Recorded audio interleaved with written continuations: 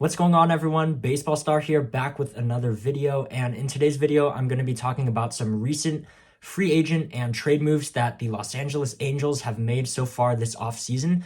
So please leave a like on the video if you enjoy it and subscribe for more baseball content. So now let's go over the addition of Hunter Renfroe. The Angels acquired him in a trade with the Milwaukee Brewers, and Renfroe is 30 years old. He's got some pretty good power. He's hit 26 or more home runs the last 5 seasons.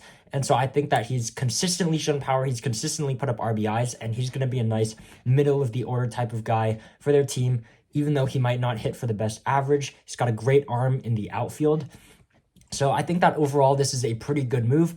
Obviously, he's 30 years old. We're not going to be building a franchise around him or anything like that. But I think that getting a solid player in the outfield, in the lineup, is going to overall help the Angels out this year.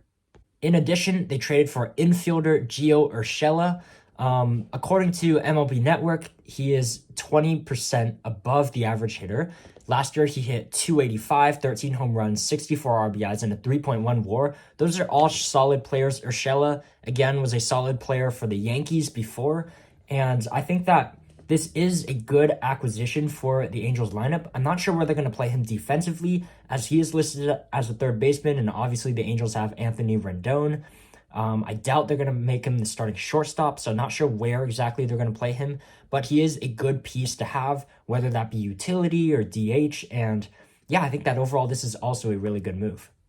And the free agent signing of this video is Tyler Anderson. He just came off a career year with the Los Angeles Dodgers. Previously, he pitched for the Rockies. He was a high ERA type of guy, moved to Dodger Stadium, and all of a sudden, he was lights out last year, putting up a 2.57 ERA. They signed him to a 3-year deal, $39 million, so that's $13 million per year. I don't think they're overpaying him. Hopefully, he can repeat the success that he's had. I think that overall, this is the best move that I've discussed so far. They signed Noah Syndergaard last year. That did not last very long, as he did not complete the season with them, moved to the Philadelphia Phillies. And yeah, I mean, I think just having a solid pitcher behind Shohei Ohtani is really going to help them out a lot. If the offense can produce, then I think that they have the potential to be a pretty decent team next year. I think that they could be maybe a third-place team. I still think the Astros are obviously better. The Mariners are obviously better. So I think that they're going to be a middle type of division team. I don't think they're going to be like really, really good until they can start raising some minor league talent and get some of those homegrown players up in the big leagues. Until then, I don't think they're going to be going anywhere or seeing the playoffs. Obviously, I want the Angels to do well. I want to see Mike Trout win some games. I like Shohei Ohtani out there. And honestly, if it weren't for those two, I think the Angels would have like 0 fans by now, because the front office has made some questionable decisions, signing Josh Hamilton, signing Albert Pujols to a long-year deal, going for Justin Upton on a long-year deal. Part of their failures have been the front office's fault.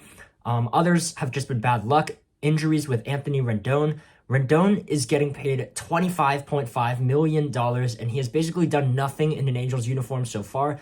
He is signed for 7 years at $245 million, so the Angels are stuck with him until 2027, which is kind of a long time. I don't think anybody really suspected that he would be this big of a bust coming off of a World Series 100 RBI year with the Nationals prior to this. I think that the team gives a lot of false hope to everybody because they expect them to be better than they actually are, and they fall off. Or sometimes they'll have these hot streaks and everyone's like, oh, this is going to be it. And then it just never really comes out. I mean, I have a friend, we talk baseball, huge Angels fan. And last year, right, they win. They go 27-17, I believe, to start. And he's like, hey, this is the year. Angels are going to be good this year. And I'm like, no, they're not. They're just going to fall off in the middle of the season like they always do, and obviously that is what happened. I just don't see them winning that many games or going far into the playoffs, but I do think that these moves are headed in the right direction. On paper now, their lineup looks a lot better than it did last year. Although they're not going to be signing any huge free agents to build a franchise around yet, and I don't think that they're in the spot to do so yet. I like the Tyler Anderson signing because it gives them a solid pitcher without wasting too much money.